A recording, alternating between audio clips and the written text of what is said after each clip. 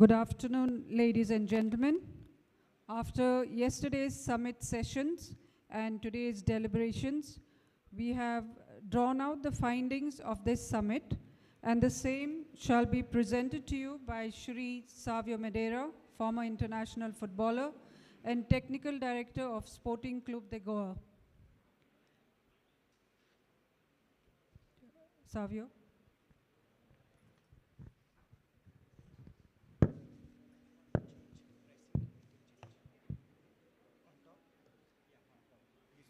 Go forward. This will go back.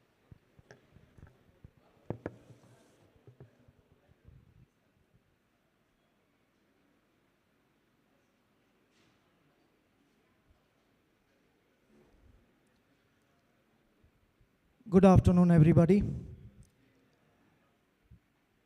As Jenny has said yesterday, after a full day of discussions on different topics, I think this is the first time where a second day is kept for the findings and the recommendations which we are going to put, which was not done before. So after our panel discussions, all the 8 what we went through, the moderators and the panelists met in the morning, and as we seen yesterday that the first session was on coaching, pre and post license period. The moderator was myself, and the panelists, we had 4 personalities of Derek, Shabir Ali, Mariano Dias and Pradyum Reddy. And this is a presentation what we are going to put and give it forward to Gfdc and GFA for our findings and for them to act on it, and I hope that will be implemented. So if you see the finding what we had done after the panel discussion was, 1, GFDC for the last few years has been operating without a technical director, and the coaches are all left for themselves. So the panelists along the other panelists, what discussions what we had was recommending GFDC to appoint a technical director, and 1 technical director to go for 35 centers. It's an impossible job. So we are also recommending under the technical director to have 2 assistants, 1 in the north, 1 in the south. And the technical director, what we have to do, what the qualifications what he has to have is, he should be a pro diploma license holder. He should be a coach educator. And why coach educator is, we have thought of that he can educate regularly the coaches, mentor them, guide them to get better. So these are the recommendations which you are going to put to GFDC, and he should also have an experience in coaching youth teams. So if he is involved in day-to-day coaching, I think the coaches will be much, much better. That was 1 finding and recommendation. The second finding what we had after our discussion was GFDC has appointed coaches. I just got a list of coaches from Lovejoy, and GFDC has got 67 coaches, which is huge, which is good for football to grow in Goa. But we have only D and C at the moment. So now what is our recommendations for GFDC is, and so far there are no refresher courses which have been done. So our recommendations to that is conduct refresher courses for coaches with the help of the technical director, which we have just recommended, and his assistants. Also utilize the services of competent coach educators in Goa. And for Goa at the moment, we have good competent coach educators. We have Pradyum Reddy, we have Mariano Dias, we have Shekhar Kerkar, and we have Caetano Pino. So why not make use of them? Coaches should be encouraged to obtain a higher license, and GFDC should bear the expenses. For all the coaches who are here, and those who have got D and C, we have recommended that y'all should go for an upgrade. Those who are for D, go for C, C, B, and that is how it is wanted. And we have also recommended not only your upgradation, but GFDC can help you in your financial of licenses or whatever it is, how you try to perform in your diploma, and accordingly GFDC will try to financially help you. Now, the next finding was, as in our discussions, the salary structure in GFDC has not changed since its formation in 2012, which we were all surprised with. But there is always a time where we can recommend and it can go better. So our recommendations are change the salary payment structures and incentivize the centers. After trying to change the payment structure, GFDC is also going to look at the centers which are there and which are producing players to play for the state, maybe called for a national camp, which is huge for a coach because we can understand your development is there on regular basis. Centers that have produced professional players playing for ISL, I-League and state teams. Also including in the youth national camps also if they are called. It's a huge thing for a coach from a center that his boy or a girl has been called for a camp. Another finding was lack of competitions for GFDC players. As we know that, as I just said, we have 35 centers. And we were just talking to Franklin, and earlier before COVID, I think there was a very good tournament which was being held from inter-center tournament, and it was going for quite some time. But COVID struck, and then nothing happened. So our recommendations are not only to have festival tournaments, but if the tournament can be revived back. I think the way Franklin explained, I was happy because it was a very, very detailed one, which a lot of matches are playing. Rules were there that rotation was supposed to be done for players, and some of the coaches, as we gathered, were more interested in performance, not trying to rotate, only looking at not looking at the development of the players. We can take care of, but this is another finding. Also, GFDC and GFA to discuss how GFDC can participate in GFA competitions in the future. And the action to be taken is by GFDC and GFA to have discussions, and I hope that will happen, and the boys will get a chance to go further. When it comes to professional clubs, any questions which the GFDC center or anyone from the crowd which you have in your mind can go forward, please.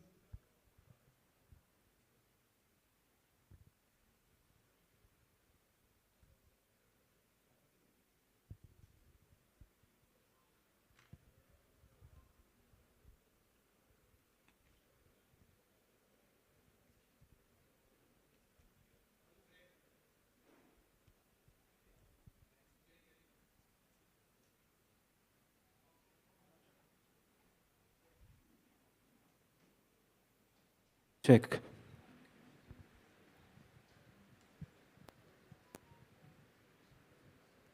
So I would like to know the qualification for the assistant director.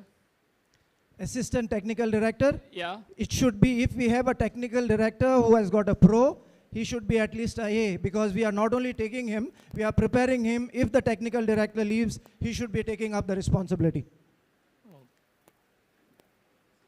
Thank you.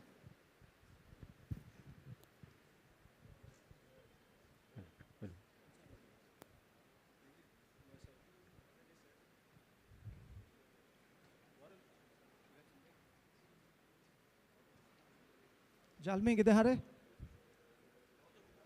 Jalmi.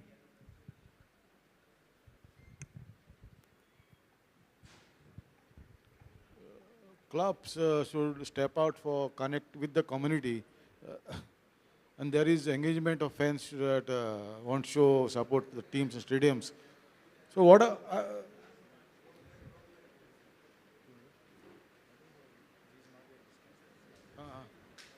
you have not discussed that, no?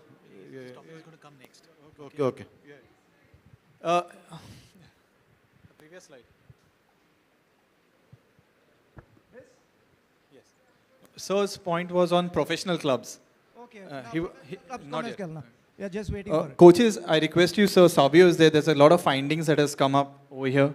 If you all would like to put down your points as well, something that could be included, this is the right opportunity for you all. Coaches.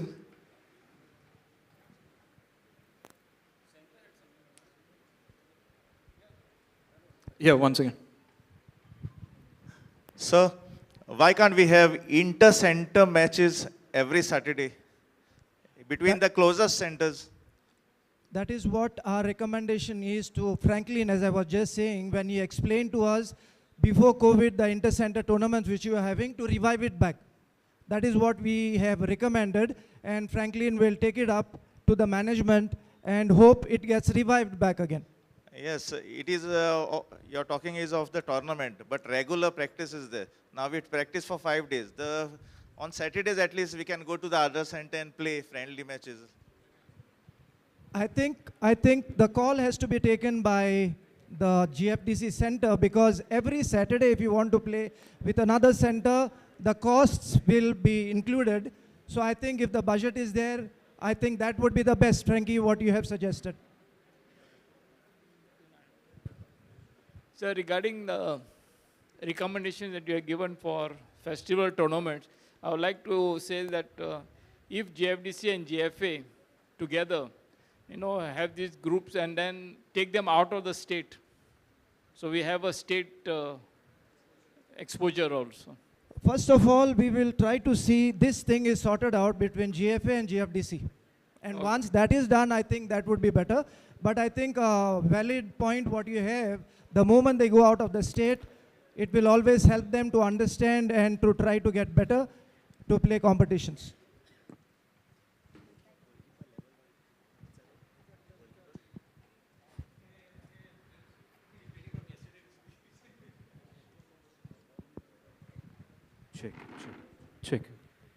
Check. Sir, okay, as we spoke about upgradation, so we have D licenses. Tomorrow we have to upgrade to C, or maybe C to B. A B license coach should be coaching the grassroots, because when you have B, we get even opportunities to coach for Pro League as assistant. And why we should be here at GFDC?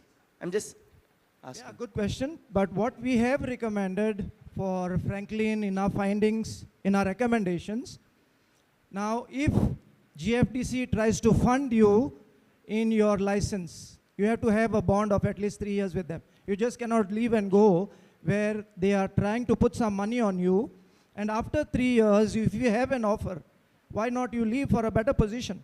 That is fine.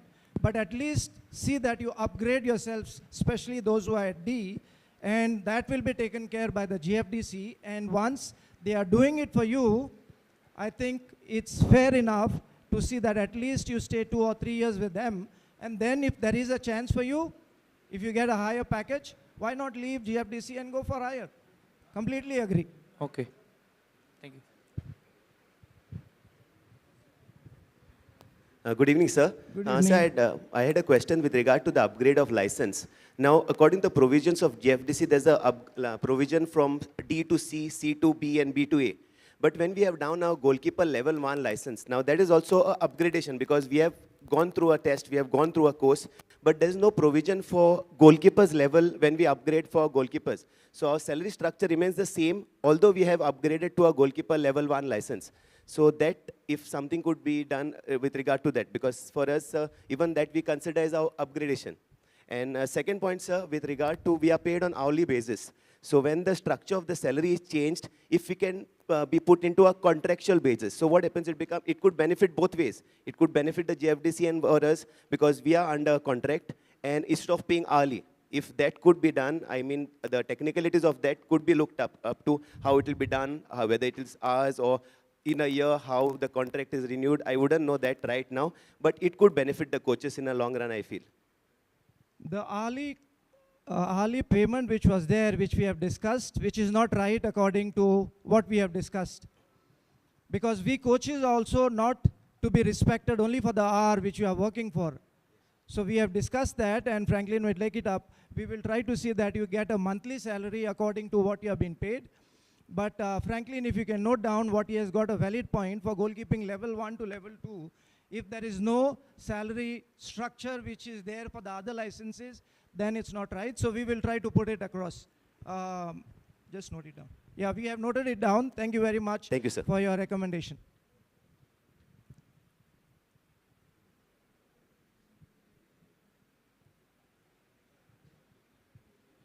Coaches, any more questions?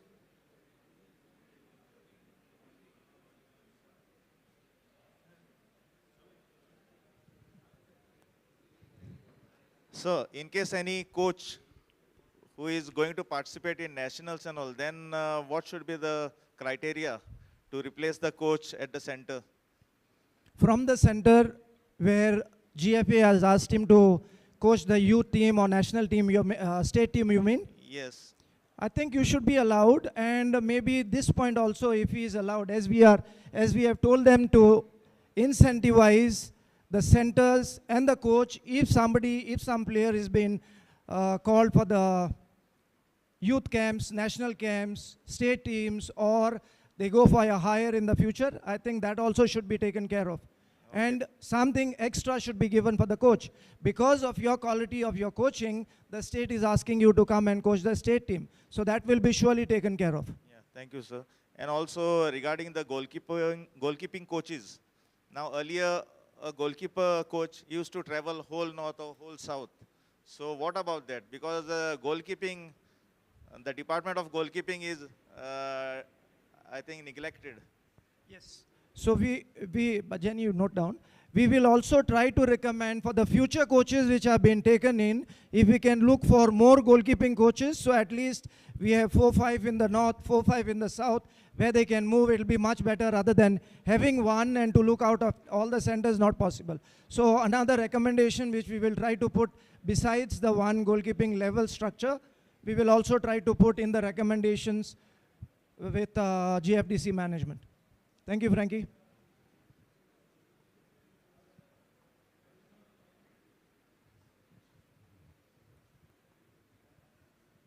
Any more questions?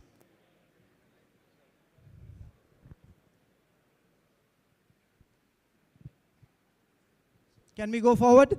Yes, sir. Thank you.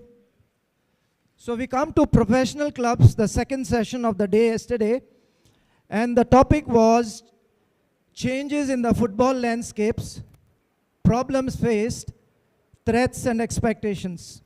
The moderator was Marcus, and the panel was with Mr. Srinivas Dempo, Dr. from Dempo, Dr. Sagar Salgaonkar from Gino. We had Vikram Salgaonkar from Club de Salgaonkar and Ravi Pushkar from FC Goa. So after good deliberations, the findings were the government infrastructure cost for hosting matches and practices at all levels is very high. And it came to a point where we came to say that Goa is having much better infrastructure than compared to the other states. But what is keeping it away are the costs of the grounds and the infrastructure what we have. So that was one of the finding, and recommendations goes to them to reduce the infrastructure costs so that it can be used, especially to clubs promoting football at youth and grassroots. So that is what is our recommendation which we are trying to put to the government. The next finding, what in this session, fans don't ever connect with the clubs despite their achievements and don't turn up for matches. You must have seen yesterday when the question was put by Marcus to Baba, and one point which Ravi had mentioned, now a PEX supporter going all the way to Duler, it's a challenge because to go and come back. But Baba gave a point earlier which even a fan from Bicholi used to come and watch their games in Salsit. But times are changing, and we can't go according to what we had. So the findings, how to connect with the clubs, the fans, the recommendations were, clubs should step out and connect with the community now, which also Mr. Srinivas Dempo agreed that we have to do a little bit more connect with the community. Unless there is engagement, fans won't show up and support the teams at stadiums or grounds. A stronger connect is needed. So that is what was the finding among the panelists, and this was the recommendation which we are going to put across.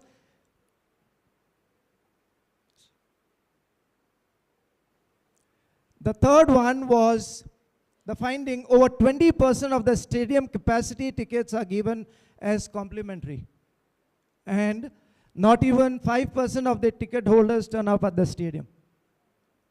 As we all know, Matches are there, we ask with friends, we ask with somebody, can we get matches? But it's very sad and shameful that we don't even attend matches when we get free.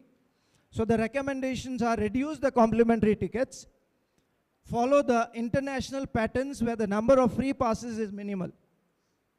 So when the passes are minimum, and if you are really wanting to go to the stadium to watch the match, you are bound to buy a ticket and go for the match. So that is one of the finding recommendations what we have given.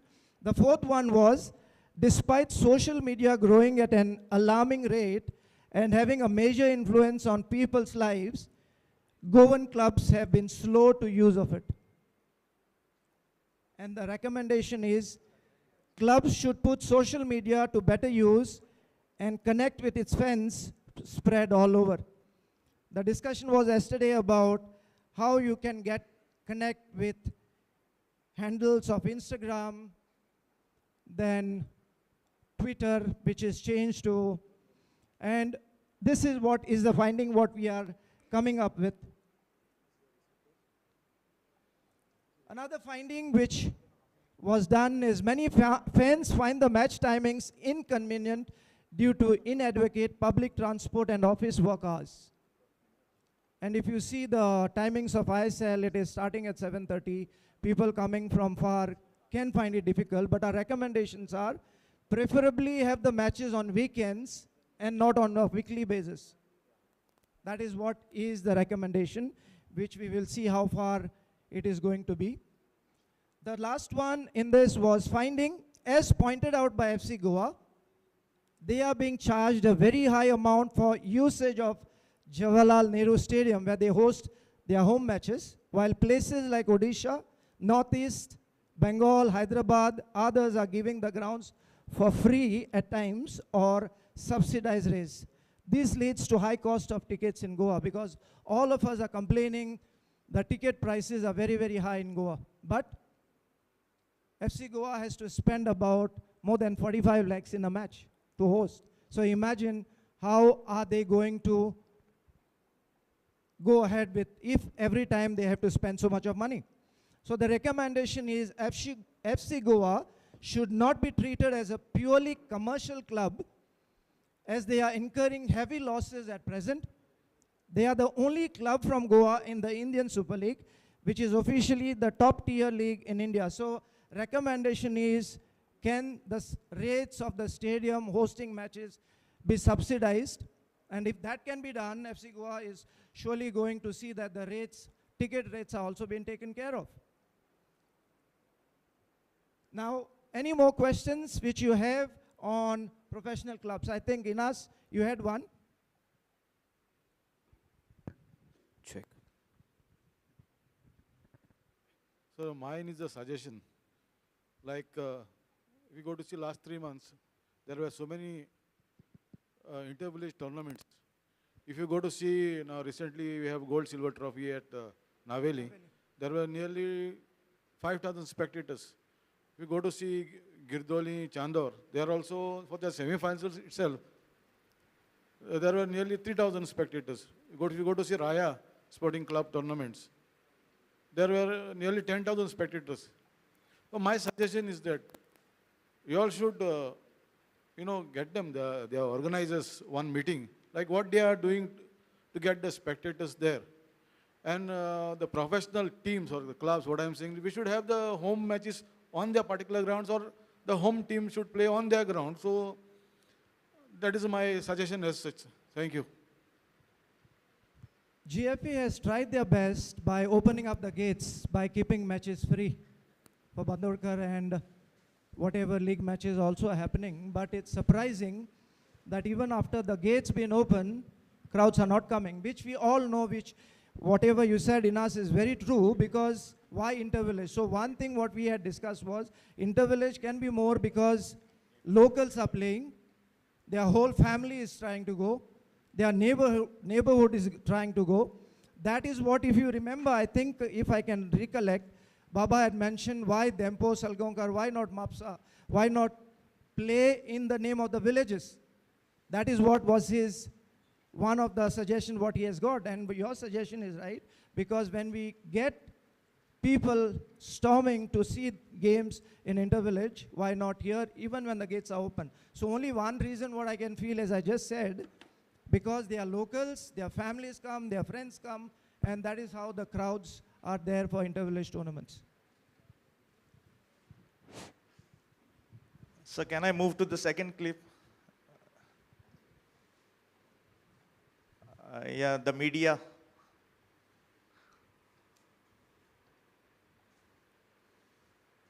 Social media. Yes, yes. Now regarding social media. On the social media, you will get only the news of ISL going everywhere. In Goa, if you ask a boy or a girl from a village, do you know how many matches are being played in Goa every day? They don't know because they read the Marathi newspapers and they do not display, as we get in Herald or Navin, today's sports. It is not displayed in these newspapers. So we have to reach to the farthest corner of each and every part of Goa. Every day we have an inter-village match. The children don't know, what is this? They ask. So to be aware, I think the other newspapers also should print.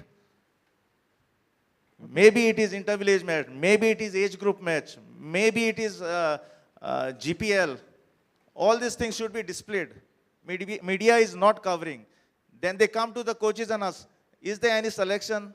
We ask them, why don't you read the newspapers? The Marathi newspapers don't display this. So they do not know about it. You mean in the print media, only the English papers try to carry this? Yes. The other mediums don't. So No, we will they try to only portray the big clubs. Okay. So we'll try to make a note of it and suggest it so that it comes there. But this social media of Instagram and all, if each club tries to do it on their own, I think that would be much, much better and much more valued in the future. But we will take your point, Frankie, and we will try to recommend it. Yeah, thank you, sir. Thank you. Also, yes, as we speak about this 20% tickets which are given as complimentary. Now, as we know, inter-village clubs are more connected to people. Okay, why can't we provide this 20%, taking good intermediaries and providing it to the clubs? When these small clubs, inter-village clubs, show participation in this tickets and all, automatically they will pull around the other people who are connected with the clubs. See, what happens is, I'm not saying that, you know, FC Goa owners will go and give the tickets to the people. There may be intermediaries who are giving it to, but who are these intermediaries? Are they connecting to the right people? Are we getting those 20% tickets to the right people? What if these 20% tickets are being provided with the right intermediaries to the right clubs? Take it as inter-villages only. Or for example, if we are providing these 20% tickets to our GFDC centers near kids, maybe they will have more interest in going to the matches. Maybe we can even provide transport for them to go for these matches. What about that? Yes, I mean, the tickets that are sort of distributed as complimentary tickets are actually given, I don't know whether you're even aware, there's a policy where the club owner, when Dr. Kaitana was elected as the president of the GFA, we pledged that every club in the state, which is registered with the GFA as a professional, amateur, or whatever it is, they're given, and each club is given 3 tickets. So we do give them, so we give it to the right people, right?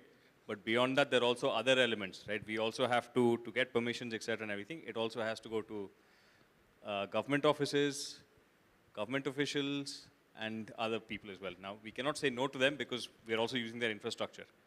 So, and honestly, the point is not whether who we give these 20% to. I think the important thing is what it says at the bottom, but we should reduce that 20%. No, since it was 5% people are coming, that's the reason why I put up this point. Why not give it to those who are actually willing to come? Maybe it is 20% or whatever percent. Yeah. I just hope that it goes to the right people who No, are our intention willing. is to take out the 20%. Why should it be 20%? Why should it not be only 5% that goes out in complimentary?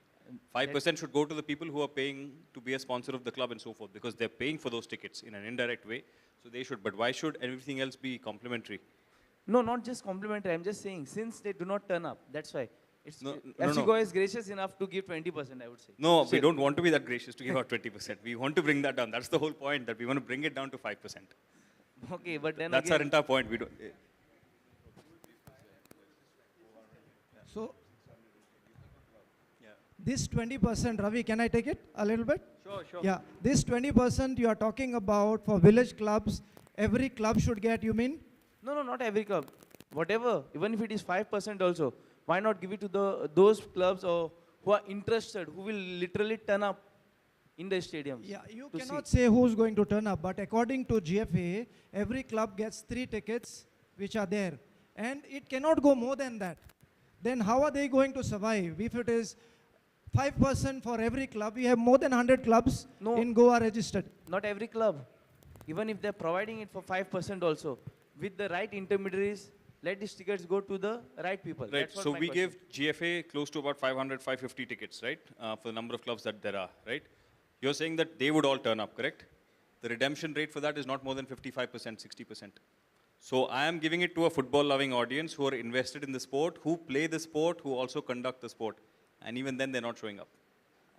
Because giving it to the person with the right intention is there, the person receiving it is there with the right intention, but sometimes they might pass it on to somebody else who's not interested. The problem is, because that ticket is free of cost, it is a piece of paper. When you pay for that, then that has a value against it. Even if the value is 10 rupees, it's still a value, right? So when you put money down from your own pocket for some service, you will ensure you get complete service for that. If I give you a piece of paper, which is also the ticket, then you're like, it's a piece of paper, I can throw it away, it holds no value. Okay, what if we try it with our centers, GFDC centers, providing kids just a shot? Let's give it a shot and see. No, I think what he's trying to say is that you're okay with saying that you're giving it to the GFA guys. If they are not turning up, that's what he's trying to say. In the sense, if they are not turning up, don't give them the ticket next time. Make sure you go and give it to somebody else who will actually turn up. So I think maybe what he's trying to say is you should have a more effective way of tracking the free tickets, implementing a kind of a ban on the people who are not turning up, and then making sure that, like he said, give it to somebody else, that person turns up, you're getting your crowd, and that will pull in further crowd. You bring it down to 5%. I don't think he's objecting to that. But the tracking mechanism of making sure that if you're giving out a ticket, get a crowd in, that's what he's trying to say. Exactly. I mean, it's very difficult to track. I get what you're saying, but it's very difficult to track because I might buy the ticket, but I might not attend the match myself, right? I might give it to Pradyum or I might give it to Patwin. Now, how do you, say as the person who's issued the ticket, figure out which one of them is turning up or whether I bought it, whether I'm turning up, right? So each one will use the ticket in the way that they feel necessary to use the best. So it's very difficult to track who's showing up and who's not. I can know the percentages, but I won't know. So I'm giving 300 or 600 tickets. People will come and collect it. Now, how do you know which of those 600 showed up and which ones didn't? Yeah, no, maybe something like the ISL media accreditation. We give our names, they take our attendance.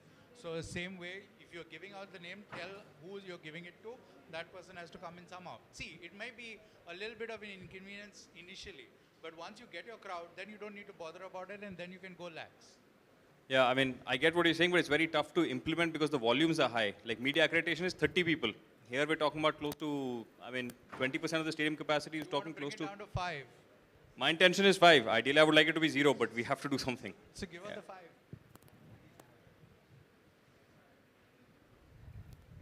Can we go ahead? Any more questions on professional clubs? Or can we move ahead? Okay. We go next to amateur clubs. That was the third topic of the day. And the topic was changes in football landscape, problems faced, threats and expectations. The moderator was Sir Albert Culasso. The panelists were from Kalangut Association, Dr. Anthony Lobo. From Garden Angel Sports Club was John C. Fernandez. From Goa Valley Sports Club was Agnel Fernandez. And Navali Sporting and Salset FC was Schubert Furtado. So the findings, once the discussion was finished yesterday and today when we were doing the finding and the recommendations, the finding was as the Goa League is played during the monsoon, the only stadium where matches can be played is the GFA Stadium. And that too in Duler in Mapsa. For clubs like Garden Angel and others from South Goa, that involves a lot of travel.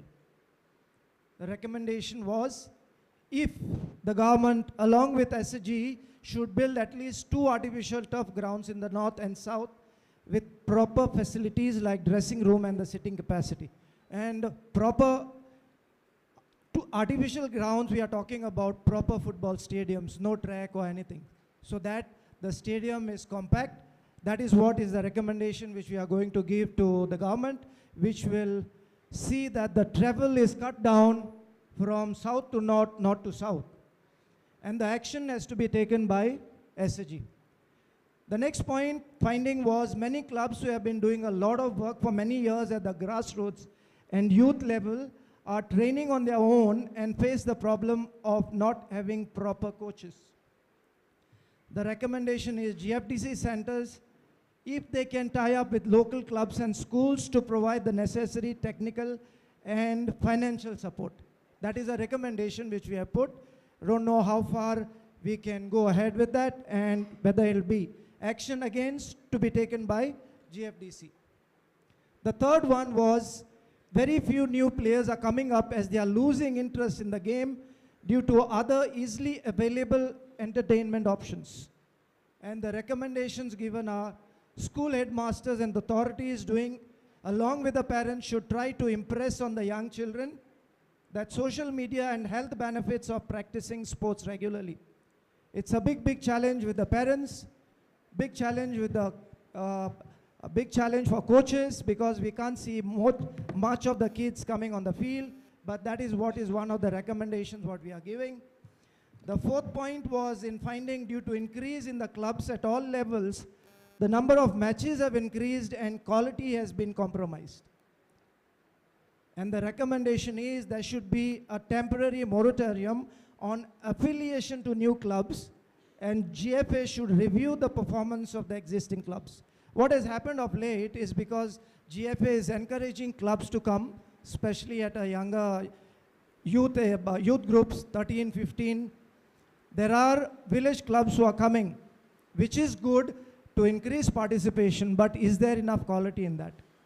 That is what it means because some of the teams are being battered by 6-0, 7-0, 8-0. And we are thinking about not only about the result, but we are thinking about the confidence of the boy who has lost badly. Is he good enough? Will he be good enough to come and play the next day? So that is what is the recommendation for GFA to see if the new clubs are being not given more affiliation and should check on the existing clubs and their performance.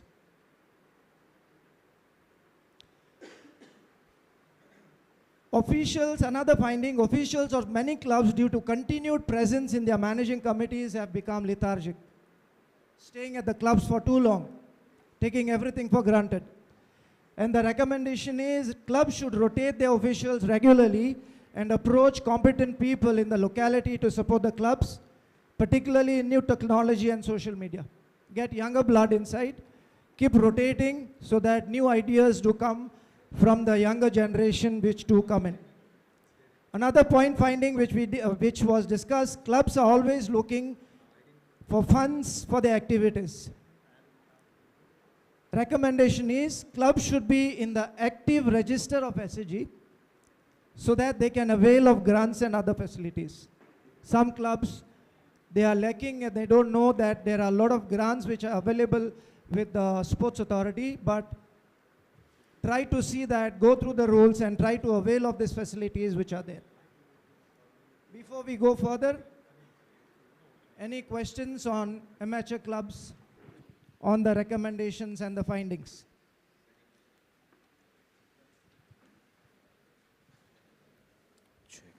Check. So can we go to the earlier clip? Before that? Yes. Now regarding, do we really want football to be spread all over Goa or to be concentrated only in pockets of Salsette and Bardez? For me, all over Goa. Yes, so we should have stadiums in Ponda Taluka, one which can be used as a neutral venue. Then other talukas are also there where there are no stadiums. If we there are always matches in Duler and in the south. But in Ponda, there are no matches at all. We cannot hold matches also. That time, the GFA can have a neutral venue for the teams. So why don't they build stadiums all over Goa? So for the moment, we don't know whether this is going to be accepted. For the moment, we recommended only 2 and not to differentiate between talukas, not to differentiate between anywhere, But this is a recommendation which we have put, whether not knowing whether it will happen or not. Once this happens, maybe we can also put there. Yeah, our sports minister is from Ponda. I have already told him about this. Told to whom have a about ground it? in Ponda. Told whom about it? Our sports minister. There you come, sports minister and no football ground. We want a football ground. So only through sports minister's recommendation we can have a ground in Ponda. And No, you have a football ground. yes. So you still want one more? We don't have a football ground. You don't have? We don't have. So we want one. Okay. So the meeting what you had with the sports minister, what was the discussion? No, I was not there for that discussion. Okay, let's keep it. Let's keep it away. Okay, we'll take your suggestion, Frankie. Any more questions? Sir. Regarding the GFDC tying up with the GFDC tying up with the clubs, I think there should be a MOU signed between whether GFA first of all accepts GFDC to be tied up with the GFDC. The club is already registered with GFA. So there is no much thing which you have to do, and GFDC can involve themselves. No, I think there should be some MOU signed between the club and the GFDC center or something like Yeah, that. that you can discuss. Sure. But since the club is already registered, affiliated by GFA, the discussions between GFDC center and the club can be done, and something you all can work it out. But you have mentioned only GFDC. I'm saying if GFA also has to be, because in their AGM they may just discard that. It has to be Discard who? The clubs? I mean, GFA clubs are the members are there in their AGM. Okay. They may just discard GFDC because long time No, that we is had what this problem. In the previous one, we have discussed that there should be discussion between GFDC and GFA. That is what we are recommending, and I hope, we all hope here, that both these bodies come together for the development of the game.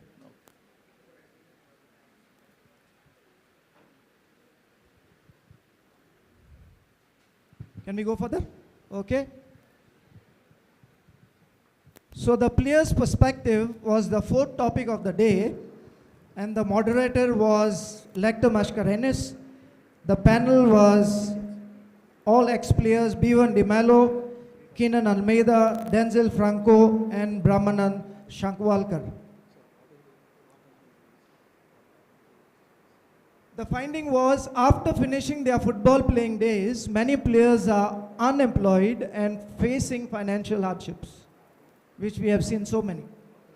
And the recommendations what we have, players should look for post-retirement football-related careers, like one is coaching, refereeing, administration, physical training during their playing careers itself. Yesterday, if you remember in the first session, Derek had brought a point that he came into coach education only after his retirement, which was too late. So we are recommending that during the playing career, if they can start going through their batches, I think by the time they retire, they have already a career pathway.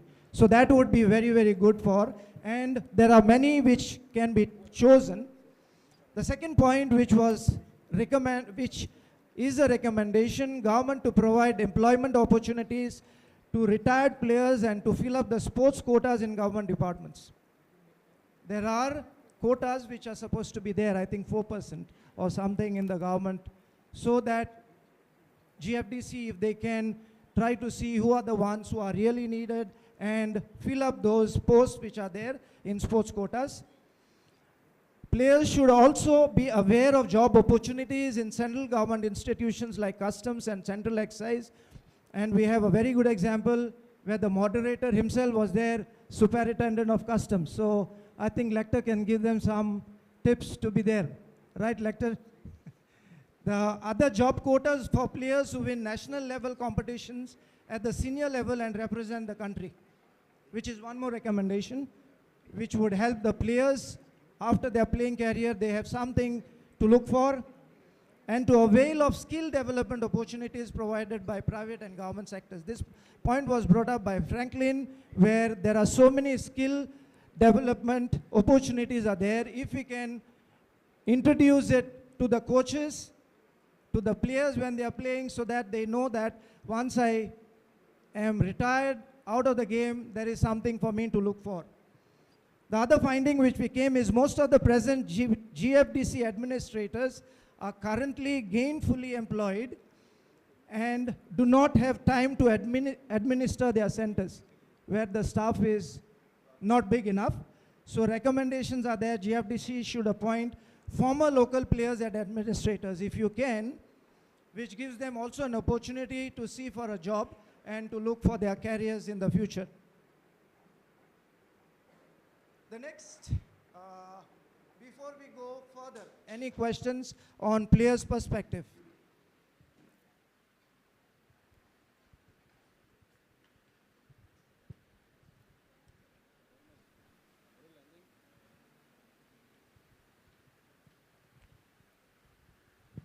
Coaches, any questions on players' perspective?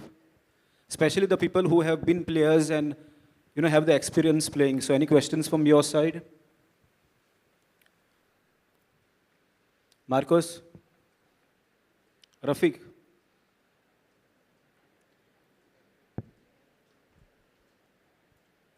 Okay, no questions. Can we go further, Lovejoy? Yes, sir. Yep. Hanslam. Okay, sir, as we said, some players before, now they are having opportunities or maybe having into coaching, refereeing, administration, physical, and so on. My point is, now they'll be working in as a coach or a referee for many years, maybe 5, 6. Okay, my friend over here, he has been working in GFDC for the last 10 years. But still, I don't feel he has a security in his job.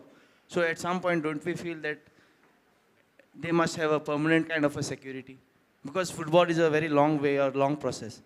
So coaches as such should get some permanent security in their jobs. Because if they have, maybe they'll try to give more extra effort in it.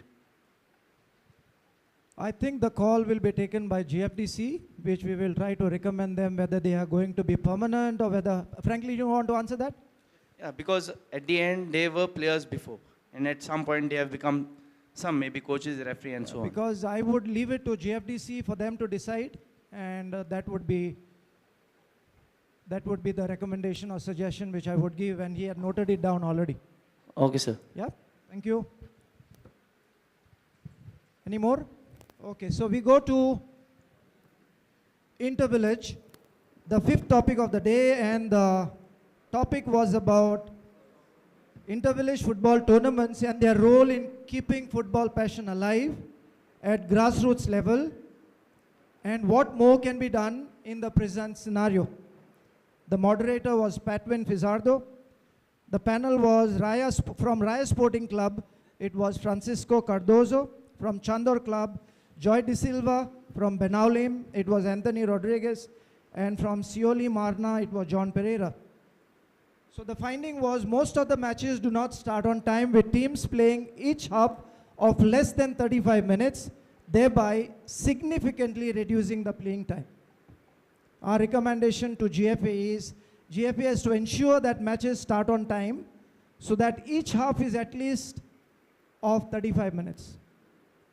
When I was there in the technical committee, I had suggested if you see in a top international match, the ball in play is round about 50 or 60 minutes for a game of 90 minutes. And when we have in the inter-village, one half of 25 and one half of 20, we don't know whether it's because of the referees start late, whether it's because of the players. And if by chance one team scores a goal, the ball is kicked out most of the time. The player in a game in 90 minutes touches only 2 to 2.5 minutes. So if international level is at that extent, the players and the ball in play is only 50, 60 minutes. If you play a game of 45 minutes, 20 and 25, how our inter-village football is going to develop and develop players where we have grown playing inter-village tournaments. Big concern. So it's all, not only the GFA, it has to be the referees, it has to be the players, everybody come together so that at least we play 70 minutes of inter-village game. That has to be done. The next finding is players are since skipping inter-village matches to play in open or unrecognized tournaments. The discussion was GFA should ensure that no player registered with them takes part in open tournaments.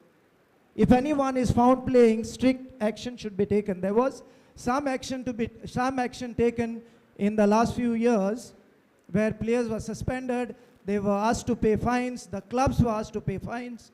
So I think GFA should act upon it. Why do players go to play open tournaments? Only because of money.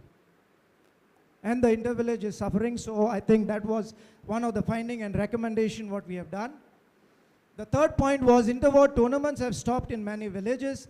These tournaments previously provided a platform for budding players to showcase their talent and then move up.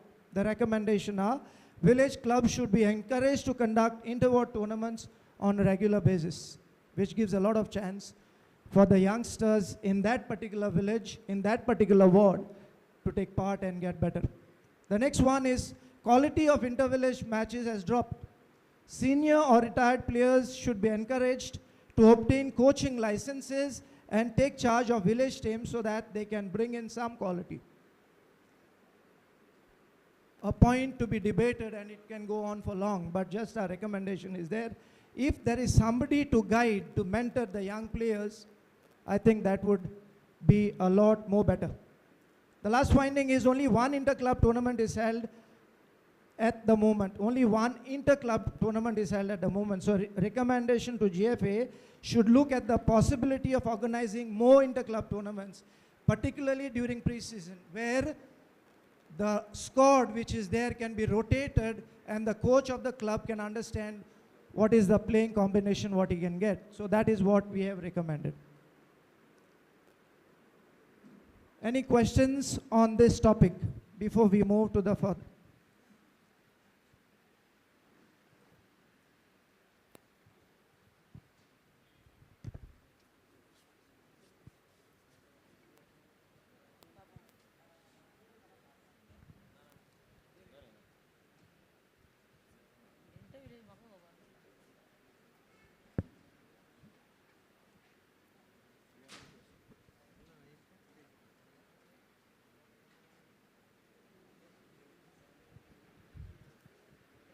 Can go further, Lovejoy? Yes, sir. I don't think so. They have questions. Here, Lovejoy. We have inter-village tournaments, many are going on, but they are only for seniors. Why not our juniors can have it, maybe under 15 village tournament, under 13, any one? Why not? Up to you. No. This is just recommended because it is not being done. And if before under 15, if you can have an inter-ward tournament for the boys, that would also be a big boost, because at a younger level, if they get more matches to play, I think that would be. Yes. So it's all up to the club. If you want to do under 13, under 15, I think that would be a boost, added advantage, because they will get more number of matches. No, not just as a club, but also why I'm saying inter-village, because when it comes to a club, maybe maybe we'll have boys from, okay, one is from Margaon, one from Benaulim, and maybe some different boys, because we select quality. But when it comes to inter-village, what will happen is, those boys from the village only be able to play. Maybe some are not that good, but there is a sure guarantee that they will get chance to play. At least that much is guaranteed. Okay. So because when it comes to clubs, what happens is, you may select one boy from there. You will make a good team, maybe under 18 or 15, 13. But when it comes to inter-village, you don't have a choice. If he's in that vicinity, you will have to make him play. So this way our kids will get the chance. Yeah, I think good point, but still inter-village tournaments which are held, which cards from different zones are playing by showing them that you are staying there. But a good point which we can take forward. Okay, thank you. The next one, topic number 6 was grassroots, youth football and academies, and the moderator was Pradyum Reddy. The panel was Luis Barreto of South Goa United, Melroy Maura from Cesar Goa, Nathaniel DiCosta, Fossa Foundation, Bruno Coutinho, our very own, and Francisco Nunes from Chicali. The finding was lack of competitions for younger age groups has hampered progress of the youngsters. And the recommendations which we gave are have more collaborations with all stakeholders to ensure more games and access to facilities. For sure, we know that when they are young, if they have more competition, which can develop our players into better decision-making players, which we are lacking. Another finding is GFDC inter-center tournaments previously held good opportunities for the players and coaches to showcase their skills, which we already discussed before. So revive the GFDC center tournaments that existed pre-COVID and ensure we have better scouts at this tournament so that any talented player does not escape attention. That is one more recommendation. Another finding was age group teams are identified and trained just a month or less before any national competition. So the recommendation to the states age group teams should train for a longer time and a month before the competition. Teams should be selected at the district level, which trains possibly once a week to start with all through the year. The next finding in this grassroots youth football and academies is it becomes difficult for clubs to organize competitions since the facilities are expensive. Clubs or private stakeholders shy away from organizing tournaments due to the higher cost. The recommendation are provide facilities for free or lower cost for youth teams to conduct tournaments. Clubs can also organize more competitions for lower age groups with GFA and SAG providing of possible help.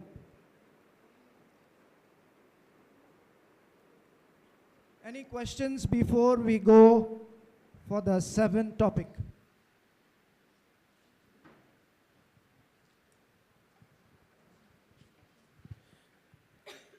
Coaches, this is about grassroots, so I'm sure you all will have questions since you all are GFDC coaches. So regarding the state age group team, in 2012, the GFA had organized a taluka level team. From there, they had a competition and then the state team was selected. If the same thing is continued, we can have a good state team at the age group. And that year, the team which was selected was a runners-up in under 15. And one of the boy was selected for the national Bajaj Alliance. No, Bajaj Alliance. They had taken him for an international tour. So same thing if JFA continues now, instead of having 1 month before prior selection, if we can start 2 or 3 months before taluka level or a zone level, which JFA has got 3 zones, we can have the teams in that way and can select the best team after playing matches. I completely agree with you, Ramesh, and I remember when we were playing for Dr. B.C. Roy tournament in '83, we had 2 teams, one red and one blue in north and south, and that was done after selections and which continued up to the tournament, and we won the tournament in Goa, and recommendations have been given to GFA, and hope GFA tries to accept this suggestion and tries to go further. Thank you, Ramesh. Any more questions? Sir. Yep. Good evening, sir. Good evening. Good evening, everyone. Since GFDC has stopped organizing tournaments for the kids, there are clubs associated. Can hear. There are clubs associated with the GFDC, which the clubs field their teams. If GFDC can help those trainees to participate in the GFA tournament, then it will be better, sir. So that kids also get an opportunity to play in the competition. This is what has been discussed now. So GFA and GFDC will try to see how best GFDC can be included in the tournaments. If that is not the case, then the second point which you raised, GFDC can align with the clubs so that the boys are not only training, but trying to play competition also. That has been discussed. Point taken, and we will try to take it forward. Hello. Hello. See, we are talking of organizing matches, but at present, the refereeing department, we are not getting referees. Now, practically, referees these days are officiating 3 to 4 matches a day. And then the quality also is down, and then to organize matches becomes a big problem. One thing we have to see the refereeing department so that more matches can be organized, since if there are referees. At problem, we are facing a big problem no one is taking up refereeing. So you if you mean- don't have a referee, difficult to have a match. So you mean there are no younger generation which is coming Taking to up take up the referee? referees. Okay. So the point for GFA, Edwin, to see that you have more referees now. Thank you, Ozzy. Then regarding grassroots, another accommodation which I can't find here, say the kids till the primary, they are say from 6 to 8, 9, they are in the primary. Now the primary schools, they don't have a PE teacher. There is no one to take care of them. If a PE teacher is appointed or in clusters and some balls are thrown on the ground, they'll start playing football. And since football is the state team, I think that subject, at least for the lower classes, has to be compulsory. So the moment more people, now, if parents are free, we'll take the boy to the ground. But if a coach comes to the school, you have boys ready in the school. I think this point was discussed by Derek, if you remember yesterday, when John had called him and told him regarding PE teachers. At the moment, PE teachers are very well pressed by looking at all the disciplines. If he or she is a football one, which can be used. If not, there are big challenges for PE teachers to look after that. And I completely agree with your point, Oswald, because they, at that particular age group, nobody is trying to take care of them. And if we have, when FC Goa is trying to have their little Gauze League, I think most of the GFDC students who are there in the centers which they have their league are participating. But if it is done in the school, there is nothing like it. So which we will try to put up your point.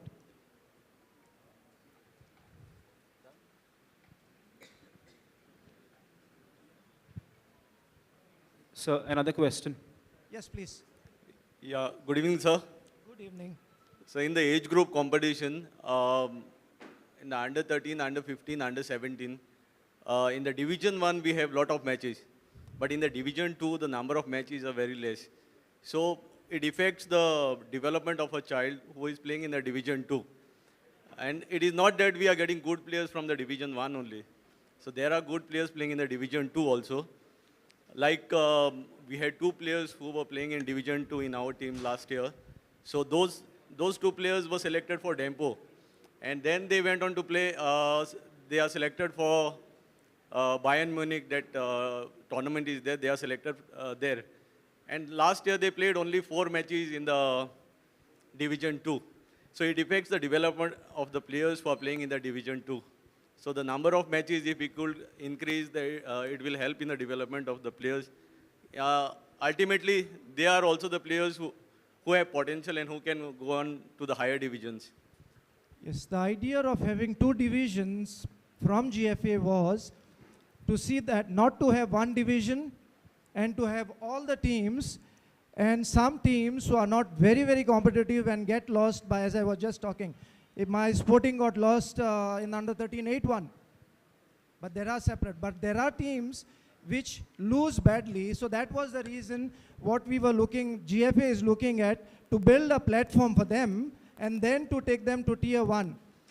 You are completely right, Johnson, when you're saying Tier 1 also teams are not good. Completely agree. So now the introspection has to go on, and we will try to see which are the ones, because at that level we don't want only the matches to be played, we want the matches to be competitive. We don't want big scores because it throws down the confidence of the boy or a girl completely low, and the moment the boy or the girl goes home, the first question the parents ask, what happened to the match? And if the boy or a girl says, we lost 7-0, 5-0, the parents not knowing about the game, why do you go? You better sit at home.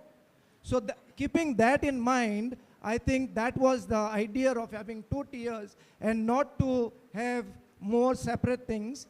But right now, what GFA has to introspect is, after the first tier matches are over, are they good enough, or are there some to be brought down, so the second tier also get enough number of matches?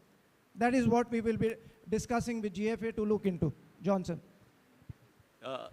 Yes, sir, that was my point. Like, if we could have more matches in the Tier 2, the players will also get a competitive environment, and they will get, they actually require more matches in the tier 2. I can understand GFA's point also, because some of the village clubs, they don't want to play more number of matches. They want to play just 5 or 6 matches and finish it off, because they have some financial issues. That is also a big problem. In tier 1, 14 teams has to be there, because it is the criteria of GFA to see every GPL team has to have 13 and 15.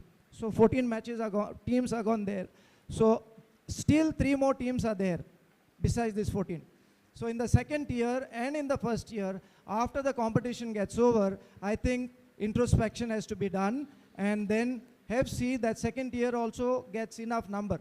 But if you go to C, we are also asking GFA not to affiliate more teams so that at that level they don't get killed with the results what are happening and the confidence go down. So it's a balance what GFA has to look for, to look at the development and the results what are happening at the moment. Johnson, okay? So regarding the primary schools, they don't have PE teachers cannot maybe teach football. So I would say, like, if Gfdc provides some small incentive to the coaches who are there and who can go to the schools, maybe our coaches will be able to train the little boy and encourage them to take football. I think there is one thing what the GPL clubs used to do before, few clubs used to do, is adopt schools. And when you adopt schools, you tell the school that we adopt this school to help you to coach the players from our certified coach. Of late, which is not happening. But we will try to recommend GFDC if their coaches can come and help the schools where the PE teacher, sir, or a teacher who is not very competent in the game, I think that would be much better. We will try to do that. Yeah. So coming to the Division 2 matches, if they are playing very few matches, so why don't we conduct the Division 2 matches, and after finishing, let's start with the first division for the age group. So the players who have played in the second division, let them get promoted or play for the first division teams. So if you bring these players, the players who are in the first division, they will go off again. No, sir, the talented player like Johnson has brought to the notice, the good talented players, some of the villages, what they do, they want to make them play in the lower division. So they are talented. If we finish the second division first and then start with the second division, we can promote those same players. In the first division, you will have talented players, not all. Not all, sir. Because some of them will not be. Yes, sir. So in the second division, once they finish, you take the talented players, talent versus talent, and the one which was there in the first division, you are not allowing them to play. No, but sir, to get the level at a higher level, if the talented players are not getting the opportunity, they are playing just 2 or 3 matches. Some teams have just 1 or 2 players who are playing good, and the team is just put just because of them. So if those talented players can be promoted to the first division, that will benefit for them, and they will get more number of matches also. For only the talented one. What about not the talented one? They are already playing, no sir. They are getting the chance in the second division. Let them play. So the talented ones gets more matches, you mean? Yes. Okay, we'll try to put the suggestion. Any more questions, or we go to the next one? The next one was infrastructure, and the topic was development of infrastructure and how it can be best utilized for football. The moderator was Jonathan D'Souza. Panel members were representative of SAG, Dr. Geeta S. Nagwenkar. Representative of GFA was the president, Dr. Caetano Fernandez. Representative of ISL club was Ravi Pushkar. And former AIFF General Secretary, Sir Albert Culasso. The finding was infrastructure across the state is poorly maintained. Reasons: lack of funds, lack of skilled manpower. The recommendation is mark higher allotment in sports budget. So the sports budget can be increased a little bit more than what we have at the moment, particularly for maintenance of sports infrastructure. Giving the infrastructure on lease to private entities with a properly defined policy. In our discussion, we came to know that some of the grounds were given to the panchayats, they had to pay some fees, and the panchayat can lease it out to, not all the grounds are done like that. So if we can define a proper policy where the infrastructure is being used, and the ones who are being used can maintain it also. In Goa, we have infrastructure, but the biggest challenge what we have is the maintenance. So that is what is the finding recommendation what we come out. The next finding is stadiums across the state are available at a high cost, discouraging many clubs. What is the recommendation? Make stadiums and grounds affordable to clubs according to their financial stature, so that clubs can organize matches and train. The third finding was even the big clubs do not have their own infrastructure and have to depend on government-owned stadiums and ground for their matches and activities. The recommendation is some clubs like Cesar Goa, FC Goa, Dempo Sports Club already have infrastructure of their own. Other big clubs should try and invest in infrastructure of its own and do not depend on government for everything. Government can provide help by providing unused grounds for development. If every club has its own facility, the calendar can be out well in advance. But challenge is the ground for the calendar to be out of competition. The next finding is for nearly 4 months during the monsoon, grounds across the state cannot be used. And the recommendation is artificial turf grounds are needed, at least 2 each in north and south, so that competitions can start earlier and not wait for the rains to subside. One, I would like to have it in Ponda. Frankie. Okay? Any questions before we go further on infrastructure?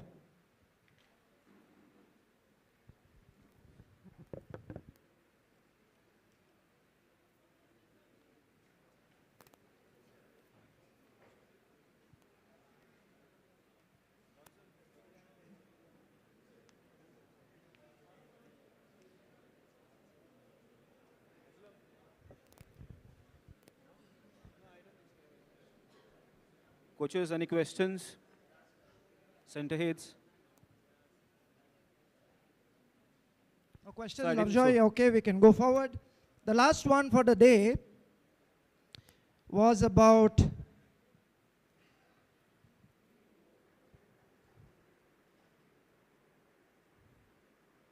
marketing, sponsorship, and fan engagement.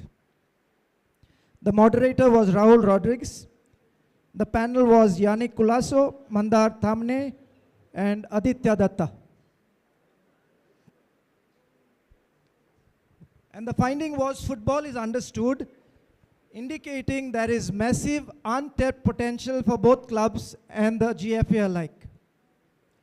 The recommendations are smart use of social media for smaller clubs which has lower marketing budgets, needs a collective effort from all stakeholders, that is the government, Gfdc, GFA and clubs. The focus should be on engaging with the community. Check.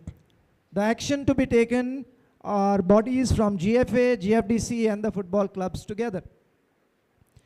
The next finding is government support in other states, particularly in the Northeast and Odisha, where the government provides free infrastructure and helps monetarily either directly or facilitating sponsorships.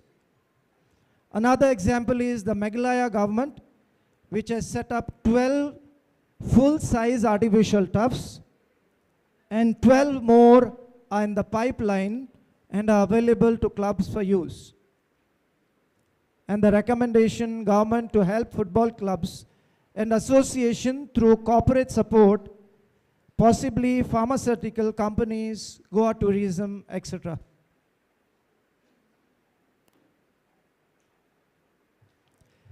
Next finding is football is undersold,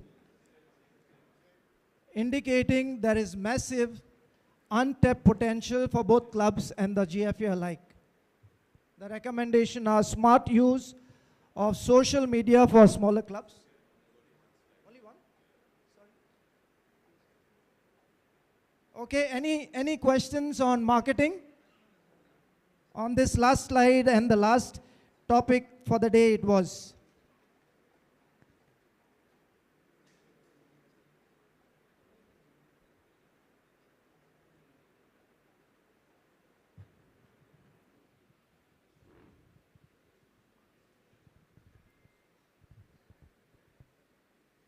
Anybody, Lovejoy? Any questions?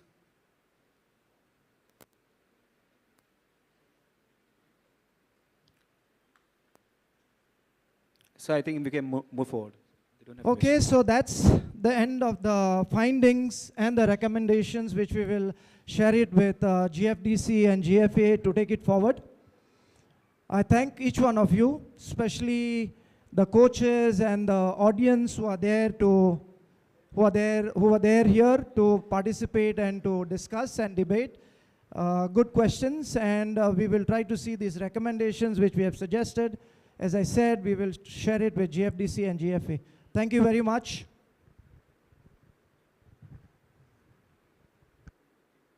Well, friends, we shall take a short break, tea break rather. So let's refresh ourselves and come back at 5 o'clock for the closing ceremony. Thank you.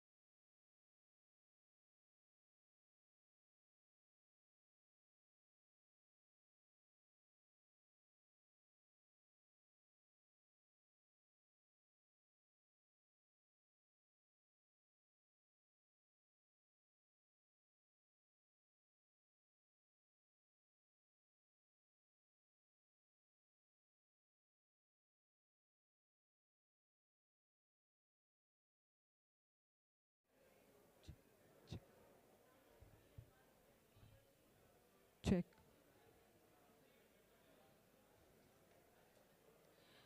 Good evening, ladies and gentlemen.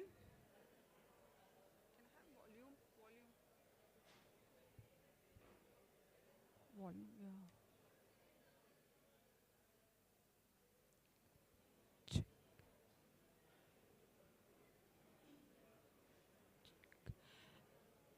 Good evening, ladies and gentlemen. Kindly take your seats. We are about to commence the closing ceremony of the GFDC Football Summit.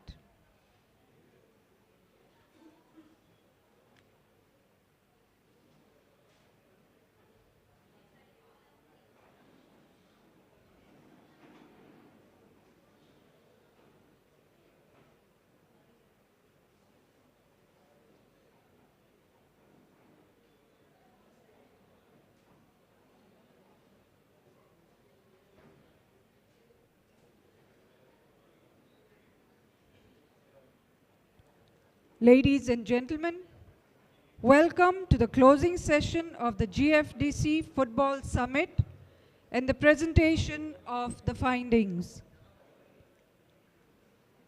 The Honorable Chief Minister of Goa and the Honorable Sports Minister were very much inclined to be with us today, but due to other commitments, they have conveyed their regrets.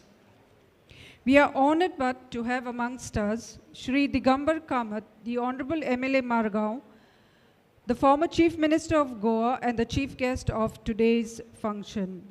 We also have with us Dr. Geeta Nagwekar, the Executive Director of the Sports Authority of Goa, Dr. Caetano Fernandez, the President of the Goa Football Association, Padma Shri and Arjuna Awardee Brahmanand Shankwalkar, Shri Avertan Fatado and Shri Derek Pereira, Vice Chairpersons of the Organizing Committee. I request our guests to kindly take their seats on the dais. Dr. Geeta and Dr. Kaitan, please escort our esteemed guests.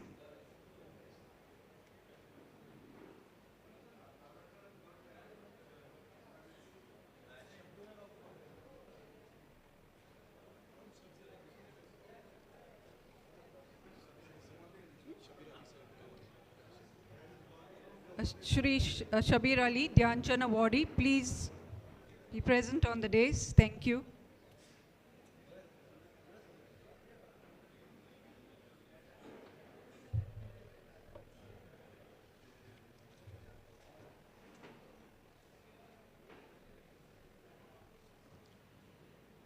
To begin with, may I request Dr. Geeta Nagwekar, Executive Director of the Sports Authority of Goa, to address the gathering.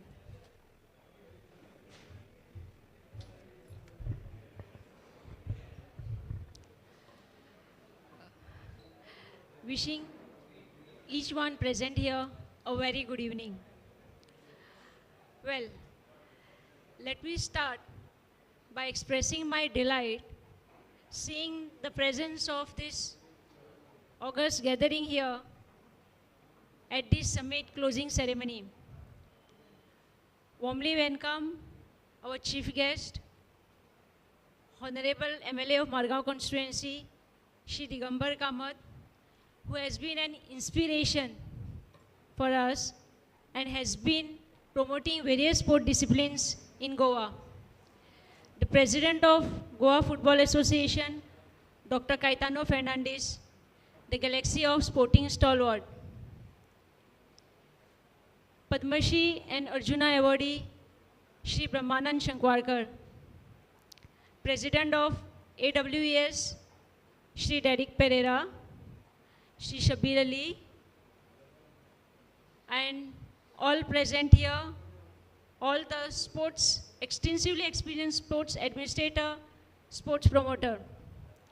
As we come to an end of this very absorbing and brainstorming football summit, which has been organized by Goa Football Development Council in association with Goa Football Association, I'm more than certain that all the stakeholders will leave this convention venue with much hope, passion, determination, and spring in our strides to ensure that we have Goa as a powerhouse of Indian football.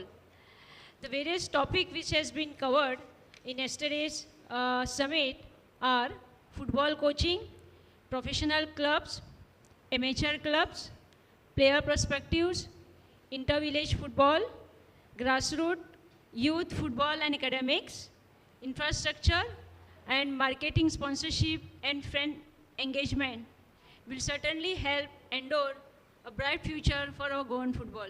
Thank you.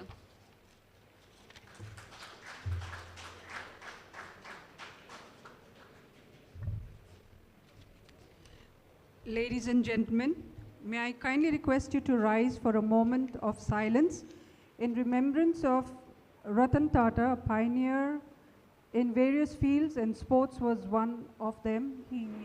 I request you to kindly be standing for a moment's silence.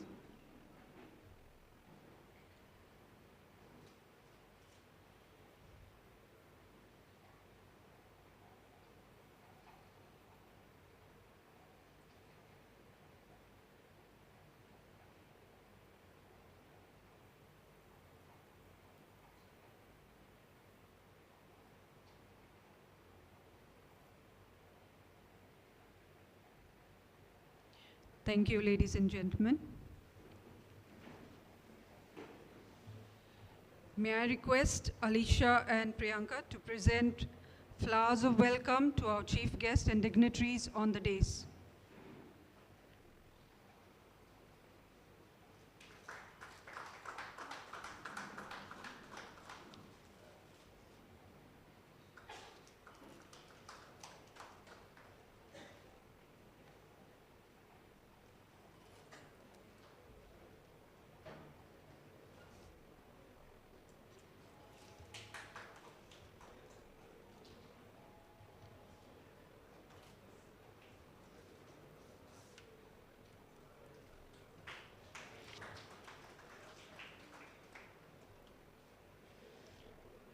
May I now request Shri Digambar Kamath, the Honorable MLA Margaon, former Chief Minister of Goa and Chairman of this organizing committee, to kindly address the gathering.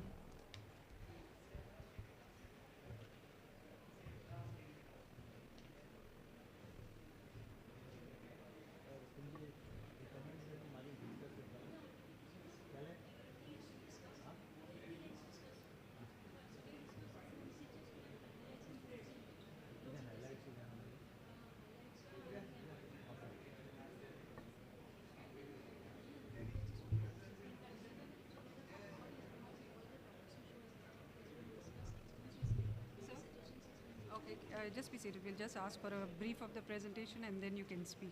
Better. Yes, sir.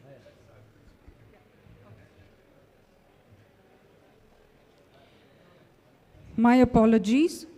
May I request Sri Savio Medera, the former international footballer and technical director of the Sporting Club de Goa, to present a brief on the findings during the summit.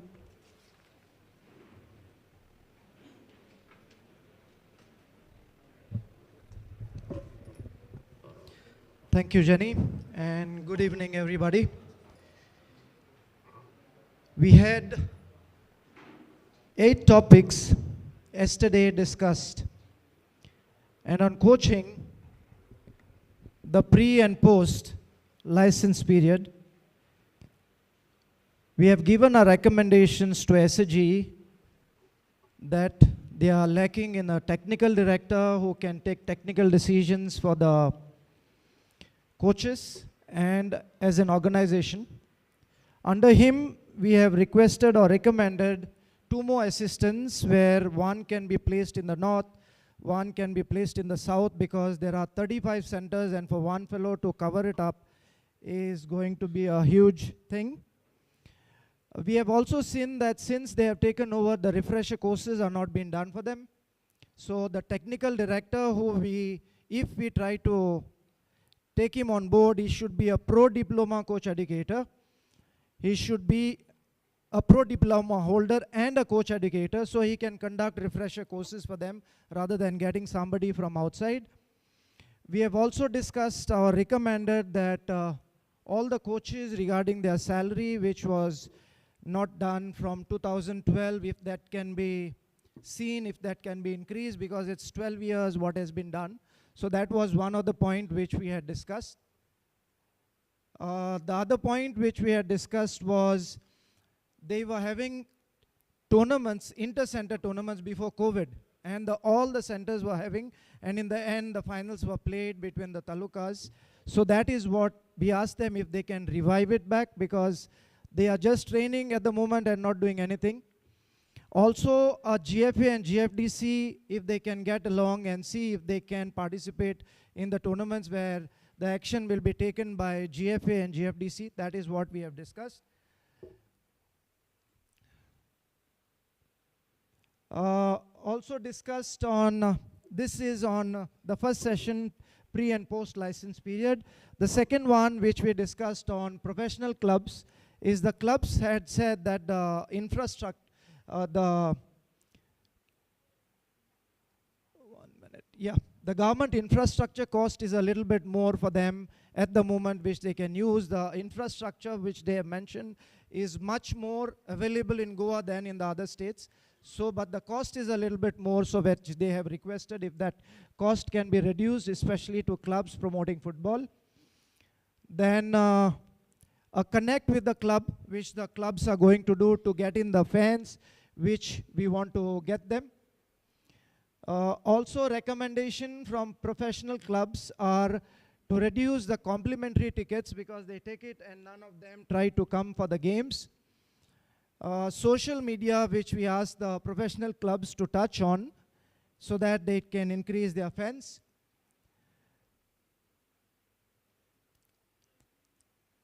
For matches, if they can be held on weekends, and the timings if they can see, that is what is one which is recommended. And FC Goa has said that not to see them as a ISL club, purely as a commercial club, and try to see that they are also been considered as one of the Goan clubs, because they are running losses at the moment. So that is what has been recommended, and it is there in our findings and recommendations. In amateur clubs, we have discussed and recommended SAG to build at least 2 artificial turf grounds, one in the north and one in the south, with proper facilities of dressing room and sitting capacity. Also, GFDC to tie up with local clubs to provide the necessary financial support. Recommended school headmasters and authorities along with parents to encourage their kids to come out and to tell them that, influence them that practicing sports regularly would be much better. Another recommendation for the amateur club which we can give is for the GFA to keep a hold on registering more clubs, because at a youth level there are teams which are being losing 7-0, 8-0. So at the moment we have asked the clubs, asked GFA if they can stop affiliation and introspect on what is happening, and then only if we can increase the clubs. That was on amateur clubs. We have also recommended that the officials at the clubs have been there for too long and they have been lethargic for some time. If new minds, young generation can be brought in, which would be good. And clubs should be also registering with SAG to avail of the funds which are being there. When it came to players' perspective, the findings or the recommendations are to advise and educate players when they are playing, to see for careers like coaching, refereeing, administration of physical training. There are a lot of government quota which is there, at least 4%, so that we can encourage the retired players to fill up the sports quotas. Awareness of job opportunities in central government institutions like custom and central excise, and to educate players on skill development opportunities which are there to be taken. There was a discussion on inter-village tournaments which are happening, And GFA is going to put their minds together, recommended to GFA that the inter-village matches start on time, and to try to see at least a duration of 70 minutes, which has to be played. Also, GFA is going to see that players, instead of playing in inter-village tournaments, they are playing in open tournaments and not playing inter-village tournaments. So in the past, GFA has also fined players who are playing in inter-village tournaments and find the clubs, which GFA is again going to take initiative on that. In the inter-village tournaments, one recommendation also is given to village clubs to start inter-ward tournaments, where a lot of young players are being missing on this, so they can be seen and encouraged then to play inter-village tournaments. Quality of inter-village matches has dropped, and we have recommended that if senior players or retired players can encourage, motivate, and coach the younger generation so that quality of village matches can be improved. In grassroots, youth football and academies, we saw that a lack of competition is there, which hampers the younger age group. So I have more collaboration with all stakeholders to ensure more games and access to facilities which are needed. And revive back the GFDC inter-center tournament, which was there pre-COVID, to get it back so that the boys who are practicing at least gets some matches and some competitions there.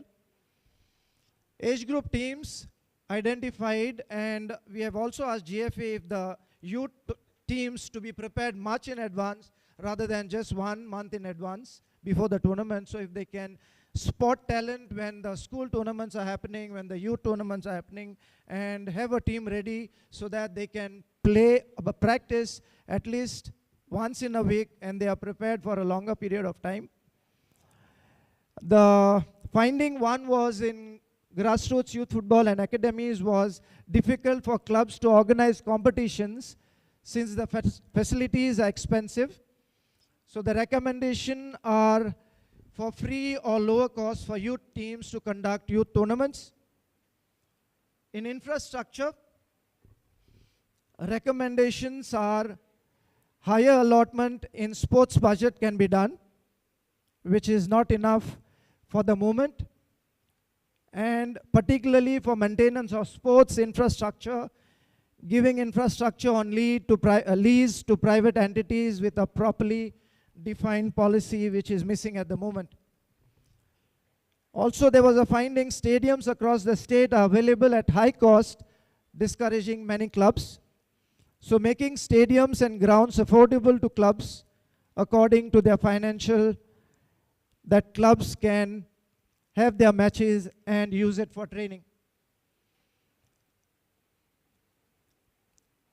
In infrastructure, again, some recommendations are given. Clubs like Cesar, FC Goa, Dempo are having their own infrastructure, but the rest of the clubs they do not have, and depending too much on government, so that if the other clubs start having their own infrastructure would be good. And one more finding was we have a long monsoon season in Goa, and grounds artificial only are available. So we have only one at the moment at Duler. So recommendation is there if we can have two, one in the north and one in the south, so that it can be used in the monsoons. And in last, in marketing, sponsorship and fan engagement, recommendations are there to use social media for smaller clubs, which is very low at the moment, and it needs a collective effort from all stakeholders, from government, from GFDC, from GFA and the clubs, and the action will be taken by all these organizations. And another finding, the last one, was government support in other states, particularly in Northeast Odisha, where grounds or free infrastructure is provided. If the government can take our recommendation, lower down the costs of the hiring of the stadiums, which will help the clubs to have their trainings and matches. So these were the 8 sessions what we had, sir, yesterday. A day long of debate and trying to come out with findings which will be presented to GFDC and GFA. Thank you very much.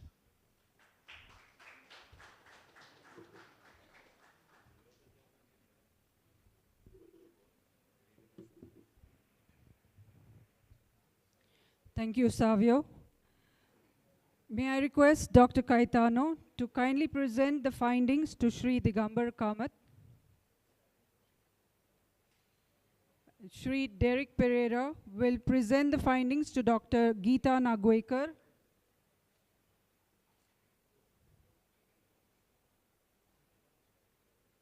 Derek, also please present the findings to Dr. Caetano.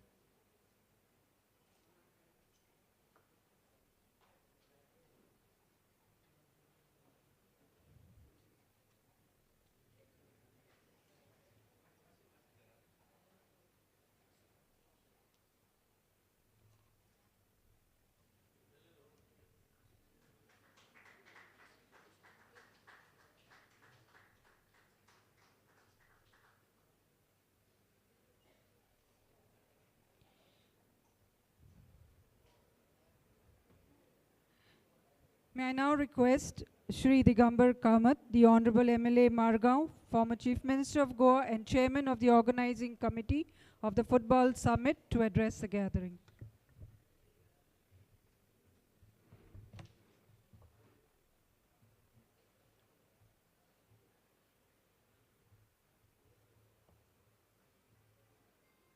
We have reached the concluding function of Gfdc Football Summit 2024, which was inaugurated at the hands of Sports Minister yesterday. And now we have with us Executive Director of Sports Authority of Goa, Dr. Geeta Nagwekar, Dr. Kaitan Fernandes, GFA President, Derek Pereira, Vice Chairman of the Organizing Committee, Padma Shri Brahmanand Sargaonkar, Vice Chairman of the Organizing Committee, and eminent footballer and coach Shri Shabir Ali, and friends, football lovers, members of the committees, clubs. I have been discussing with Executive Director of Sports Authority of Goa and also with Dr. Kaitan Fernandes.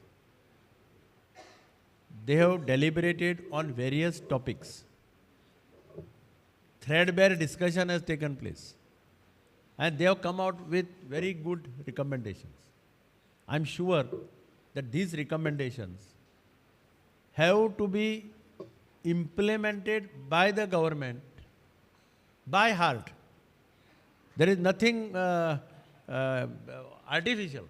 If we are really lovers of football, if you want to do something good for the football, then it depends how we start implementing these recommendations. Now here, three people have to play a major role. One is Goa Football Association, one is Goa Football Development Council, and third is Government of Goa, of which Director of Sports, Executive Director of Sports Authority, they are all part of the Government of Goa. See, all three hands come together, then nobody can stop the development of football. This is my sincere opinion. So I was talking to the Executive Director of Sports also. Now they have lots of problems. Main problem starts with infrastructure. Infrastructure, I think Goa, we have lots of infrastructure. We are talking about grounds. There was a time when the department did not know where they have grounds and whether they are maintained or not. I think ample of infrastructure is available. The recommendation says that the cost is more. I think government and GFA can jointly work out in this how grounds can be made available to the sports clubs, whether it is village clubs or whatever it is, at bare minimum, no profit, no loss basis. You have already acquired. We have already acquired. Government has acquired the land. What is the use of keeping them barren? See, if you want to really help any sports, then you have to, number one, your budget has to be proper. Unless you have a good budget, she will be also helpless. Director of sports also will be helpless. Now you are talking about coaches. I am associated with swimming. I am on the International Bureau of the World Aquatics. And I know how swimming coaches are demanding pace now. So those days are gone when you used to pay them 25,000, 50,000. Their packages are 1,50,000 per month, 1 lakh, 2 lakhs per month. Otherwise, they are not interested in coming. And there is a demand because academies are coming across the globe. In India also, lots of academies. Jindal have started academy, Glenmark has started academy. In Bangalore, there are 2-3 academies have come. One of the best academies have come in Bangalore where they offer best packages to the coaches. So you are going to have a technical director, you are going to have assistant director, which is a good thing. That means you can have control over them. But ultimately, you want good coaches. Then you will have to pay them. Otherwise, good coaches will not come. This is today's situation in the country. For that, we will have to discuss with the government. How? Because I am in touch with them already because of swimming. We are trying to find out some solution. So I will push your case also along with swimming. I'll see that you also, both are benefited in the sense every sports event is benefited. Because today you have to change. Some days back I was in Orissa. There was a swimming national. In fact, for your information, the Swimming Federation of India has a tie-up with Government of Orissa. So Government of Orissa gives Swimming Federation of India 1.5 crores. Their condition is 2 international events should be conducted in the state of Orissa, which we are conducting. But their budget, I had an interaction of meeting Mr. Pandian, who was the main man behind Orissa sports development. In one meeting with us, on the spot, he took a decision. I'm giving you 1.5 crores. That sort of this is required. If you see where Orissa has reached, what was Orissa some years back, and where Orissa has reached today. I was present just few days back. I had gone to meet the Chief Minister and the Sports Minister. Recently, they have inaugurated air-conditioned badminton indoor stadium. Air-conditioned badminton indoor stadium with 8 courts. Swimming pool complex, totally air-conditioned. So this is the infrastructure Orissa has got today, which I have seen with my own eyes. So one thing for any sports to come up, one is infrastructure. Infrastructure, good quality infrastructure has to be there. Your ground has to be good, laid well.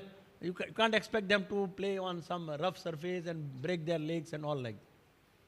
This is one thing.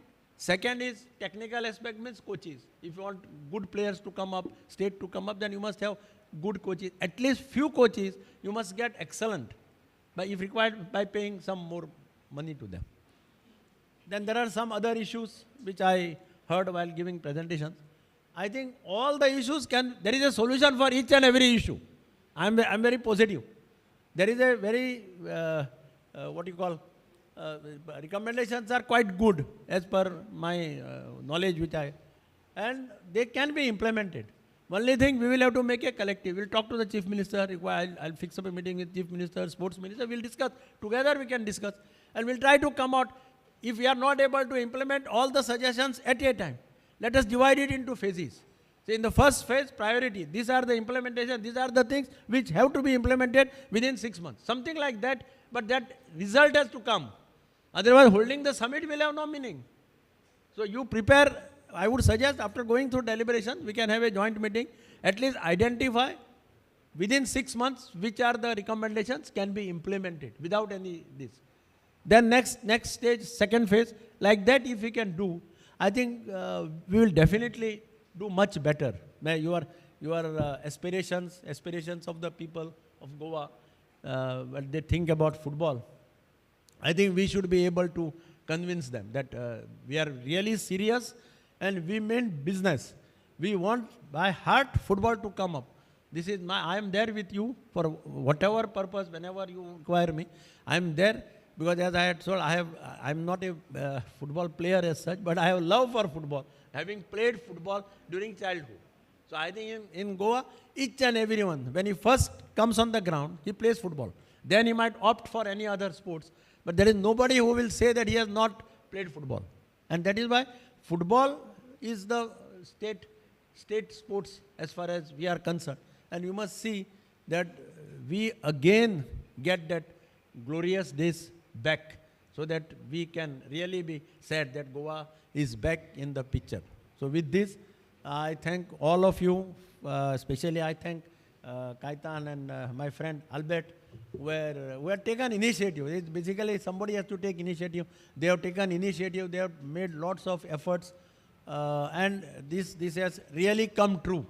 Initially, it was I was very apprehensive whether it will come true or not, but subsequently it has come true, and you have really come out with good suggestions, good recommendations.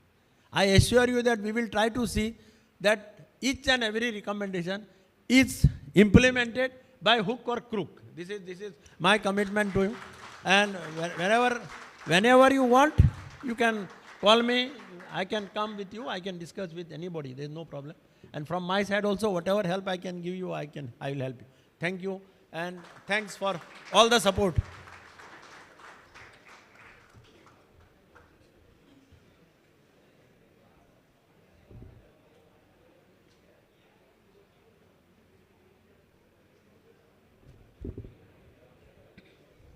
Thank you, sir, for your unwavering support.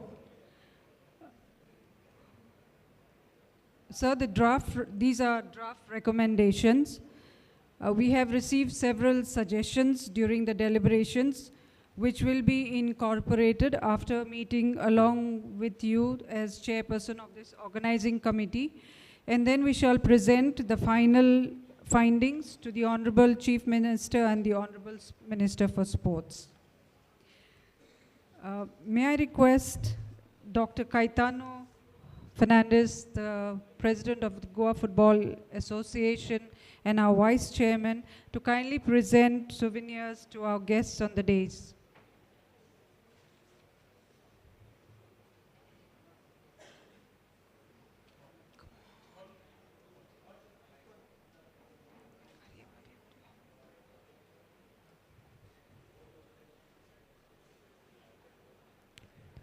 Souvenir to to Shri Digambar.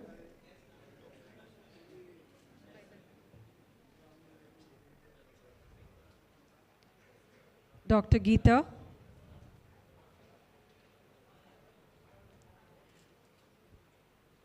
To Mr. Shabir Ali.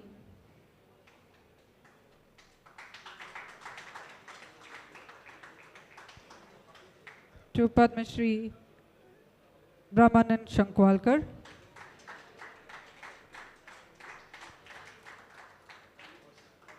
To Mr. Derek Pereira. Mr. Derek, kindly present a souvenir to Dr. Caetano.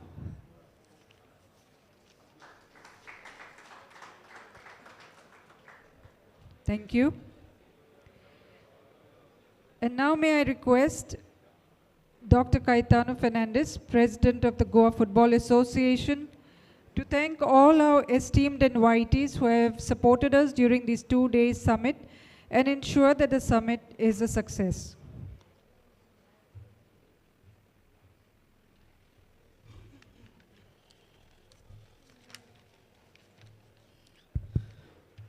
Good evening, everyone. Today's closing ceremony function, our chief guest, Honorable MLA Margaon Constituency, Digambar sir, Dr. Geeta Nagvekar, Shabir Ali, Brahmanan, and Mr. Derek. On behalf of Goa Football Council, Goa Football Association, and Government of Goa and Oz, I would like to thank our Honorable Chief Minister, Dr. Pramod Sawant, for supporting this football summit. My sincerest thanks to Honorable Sports Minister, Mr. Govind Gaude, for his support to making this summit happen. My profound thanks to Honorable MLA of Margaon and Organizing Committee Chairperson of this summit, Sri Digambar Kamaji, for leading us in the right direction and helping us with the organizing of this important summit. So we are thankful to you. We have disturbed you almost 10 times. We want to conduct this seminar, and whenever we call you, you was available. Thank you for your prestigious time, sir. A special thanks to Sports Secretary, Mrs. Shwetika Sachan, again Dr. Geeta Nagvekar, Director of SCG and Member Secretary of GFDC. Madam, thank you very much for all your support. Mr. Arvind Kutkar, Director of DSYA, and GFDC staff, entire GFDC staff, thank you very much for all your support.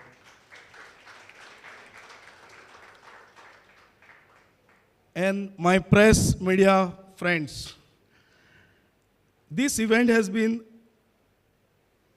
highly successful in terms of gaining valuable insight in the problem faced by the state sports of Goa.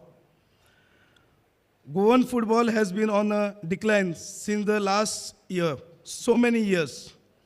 Although there have been high-like performance of the state team in Santosh Trophy last year, the qualification of a Dempo SC in I-League this season, there are still unplayed problems prevailing that have been addressed in this summit. We hope that the recommendation of the summit are taken seriously by implementing agency, and we hope to see change in coming months. Finally, I would like to say big thank to Association for Well-Being and Elder Sportsperson, and particularly Mr. Albert Culasso, who has conceptualized this summit and has been instrumental of a success of this event. Thank you very much, sir. In this event, was a long overdue, and I am happy that all football stakeholders could convey this in the cover and come together in one place and discuss issue facing Goan football stakeholder. I would like to announce one thing. Sir, with your support, with government support, we GFA and FC Goa, after this summit, we come together and we decided that ISL matches will be 50 rupees per match in coming match. This is a minimum ticket available will be for all ISL matches henceforth from next matches. Whatever government tension kitne decision घेऊंगे, but we have come together, FC Goa and we. We thank FC Goa CEO Ravi Pushkaran and entire his team. Thank you, Ravi.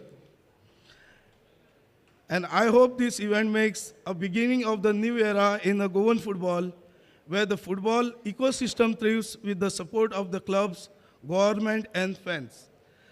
Thank you very much. Thank you for everyone.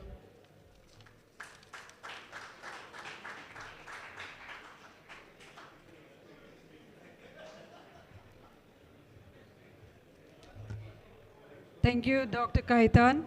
A question for Ravi Pushkar. Is it the reduction in the 20% complimentary, and that's why the rate has come down? Okay. Yes, Dr. Kaitan says no complimentary. Ladies and gentlemen, we really thank you for your inputs during the summit days yesterday and the deliberations today. We now request you to please join us for refreshments in the adjoining hall, and we wish to continue having your support whenever we have such program. Yeah. We are a little bit early. The refreshments are being set up. So if there are any questions to the current panel over here, the VIPs, the forum is open for the GFDC coaches if they would like to present any questions to our VVIPs here.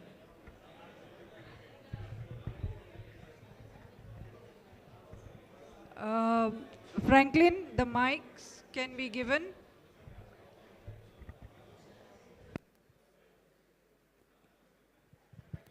Check. Check, test. Hello. So this question goes to all the dignitaries and the panel members and the government officials. So since we had this fruitful summit and you all came with so many findings, what is the benchmark set? Like how can we know that the summit has been fruitful? What is the result that we are hoping for? And what is the time that is set? Like time bar we are setting for the recommendations to be implemented. As you must have heard, the Honorable MLA sir had said, like we have to take it in the phases wise. So we'll see like which are the recommendations, suggestions which has been given, because the various different topics has been spoken, around 8 different topics. So we'll see like which has to be taken on the priority wise. We'll divide into the phases which are required to be taken, and we'll try to within 6 months we'll try to implement. Agreed, but still, what is something that we should hope from the summit? Like, for example, I would say like a player who is playing right now under 13, after all these implementations, maybe in 5 years he has to reach under 13. So maybe in another 5 or 6, 8 years he has to be in an ISL or at least be in the India camp. So is this something we can hope for? Yes, of course. I would say as we are trying to tie up with the other clubs also as well. Maybe like we are trying to club with JFA also. So whoever the grassroots trainees which are there under Gfdc, so they can be able to play in the future also as well. Yes, but still I want to know what is the count that you can give us? Like, I will say this again, the 6 months. See, we are trying to do our best. Certain things, some procedures also will take some time. It cannot be done within the 1 day changes. So it will take some time for us. I will say another 6 months also for this. yes, I'm again not on a time frame basis, but I want to know the count of how many kids we can expect in an Indian national team, maybe in the underage itself, from GFDC. I will say, yeah. Now, of course, I will say I want everybody to be there. If you're asking me so, I will not have the count of 1, 2, 5 or 10 also. I will say more than 1,000 also as well. Okay, thank you.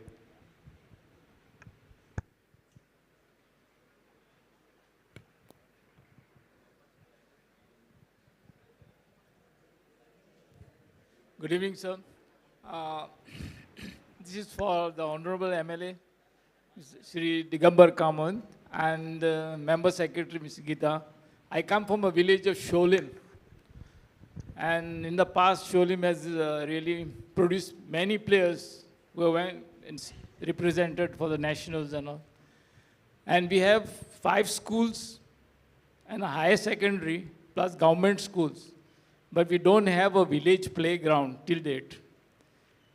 Though you are an MLA from a different constituency, but you're being a senior member in the assembly, I hope you will recommend this to the government or to our MLA. We have made a representation to her, but still, with your support, at least see that Sholim gets a ground, a village playground for the schools at least. Not a single school has a ground. Thank you. There is absolutely no ground. No, I'm not talking about school grounds. It's a private ground. Is there any ground available for the Yeah, children to play? it's a private ground, sir. Private ground. Yeah. Church ground? Yeah, church ground is. Okay, anyway, I will talk to the local MLA, Delilah Lobo. I'll request her to identify some place and move for, put up a proposal for the ground. Yes, thank you. In Azagaon, one ground is being constructed, according to her. Yeah, that is the Asagaon, sir. Yeah. Sholim has 3 panchayats, sir. Azagaon is one panchayat. Yeah. Okay, anyways, I also come from the Shiolim. I'm very much aware about the Shiolim issues also. And I'm also being a Soyampurna Mitra in the Sodium Panchayat. As you said, there are 3 panchayats which are there. One is Marna, Oshal, and the Sodium. I belong to the Sodium Panchayat Soyampurna Mitra. I'm aware about this. Many people had come asking for the grounds. So we are trying to work on that. I think we had identified also place last time. One of the school is having a big ground. It's like a place is there, property which is there, which has to be developed. Maybe we can convert it into any playing ground maybe. And I know like you are from the Shiolim Center. Like I had seen your reports. I think you are having more number of trainees and you are doing very well in the this. You have an advantage. She hails from Shiolim.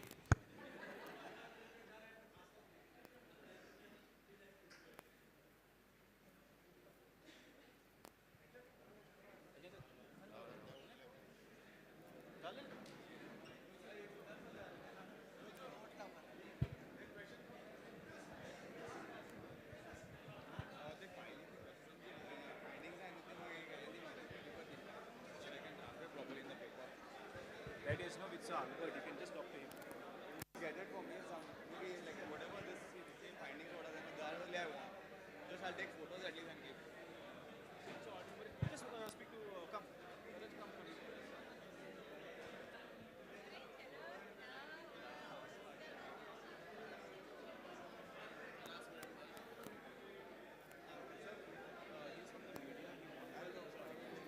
Okay. Sir, he wanted this finding so that he can draft everything. Can't give it now. Can't give. Lot of suggestions.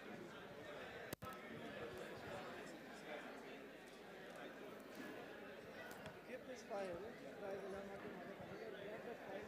Thank you very much. What is that?